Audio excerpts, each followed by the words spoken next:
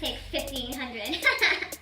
Hey guys, Derek and Sally Tungmola here, and we are the owners of Auto Rehab. We've owned our own shop for 7 years, and Derek has been in the automotive industry for 15 plus years. So with all our knowledge, we decided to go ahead and produce these videos every single Wednesday to give you diagnosing tips, kind of give you an insider look as to what to look out for when you go to a shop. It's pretty important. And so this week we're talking about timing belts and timing chains. What is the difference? What are they used for? What's the need for them? And what do I need to know about these particular services or replacements? So, Derek, take it away. So for today, with timing belts and timing chains, a lot of people don't understand how important this component is, whether you have a belt or a chain. But the purpose of it is to control valve timing. When the valves in the cylinder head open, they're engaged by a camshaft. That camshaft is tied to a sprocket or a gear, and it's connected with some kind of a belt or a chain to the crankshaft.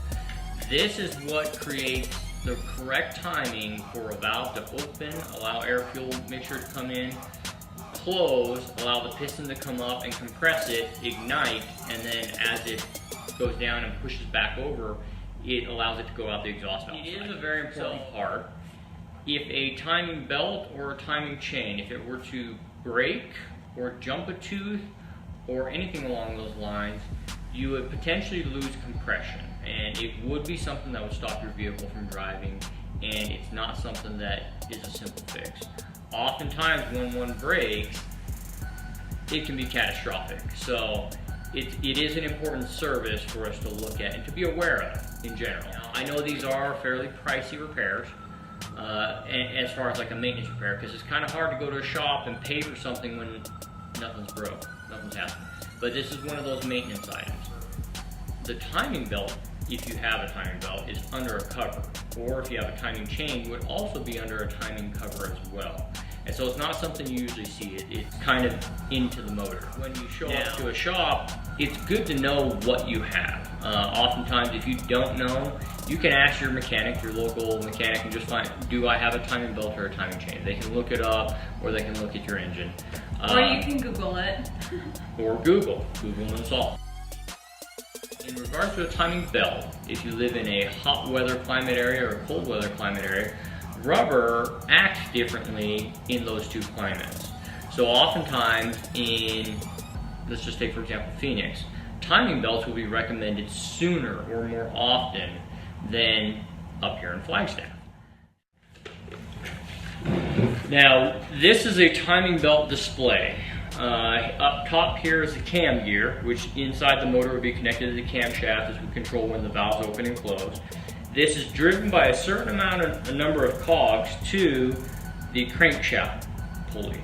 Now, this whole setup is very crucial, and all the components matter. When we take apart an engine to this point, when we get all the covers off, we typically will replace the water pump, the idler pulley, the tensioner pulleys, the hydraulic tensioner. We replace all these components so that it can go another 100,000 miles and not have to worry about a little bearing that fails over here. For example, if this pulley, the bearing were to go out after you put a whole new timing belt on, and this begins to move, it could jump timing. And that's why it's so important to do all the components underneath there to ensure that you have another 60 or 100,000 miles. Now a timing chain, I don't have a display for it, but a timing chain is very similar in that it still has a cam gear. It may have different, it looks more like a bicycle gear, and the chain looks almost like a bicycle chain. And the components are underneath a cover. They're sealed because the engine's oil lubricates them. On a timing belt, this system runs dry. There's a cam seal underneath here and a crank seal under here to keep the engine's oil in the engine, and this system runs dry. Now, with the timing chain, it is very important still that it's on time. Now, timing chains, they were used a long time ago. People didn't like how noisy they were, so then there was a move to timing belts. With timing belts, They were quieter, but there was more maintenance required. They had to be done more often. These are not needed to be replaced at 100,000 mile increments. Timing chains, theoretically, can easily last 300 to 400,000 miles. Chain is lubricated by the motor's oil, and this is a very crucial part. In one of our earlier videos, we talk about oil changes and how regular maintenance needs to happen. And this is why I said earlier in the video, it's a good idea to find out what you have, just to know how crucial things are. For example, if I have a 2005 Honda Civic Si with a timing chain engine, I would know that oil changes are more crucial, that I should definitely try to stay in the 3,000 to 4,000 mile range when I'm changing my oil versus 9,000 to 10,000 miles. And it's not because we want to sell oil changes, but it's because we don't want you to have to do any of these major repairs. Timing belts, if you do not replace a timing belt in the 60 or 100,000 mile increment that's recommended, when that belt breaks, it'll be a catastrophic repair. Cylinder head will be removed, valves are probably going to have to be replaced if there's not a hole in the piston. One problem that we have noticed in our industry, and this is where it's hard because everyone knows about timing belts and they know about 60 to 100,000 miles. We have customers who love to maintain their vehicle, and I've heard of people going to a dealership or going to another repair facility and they have a timing chain engine, and then they're told that they need to replace their timing chain because they're at 100,000 miles. And they'll call us for a quote to find out how much will you do a timing chain for, when in reality, with good maintenance, they shouldn't need to do that. And it doesn't need to be done right now.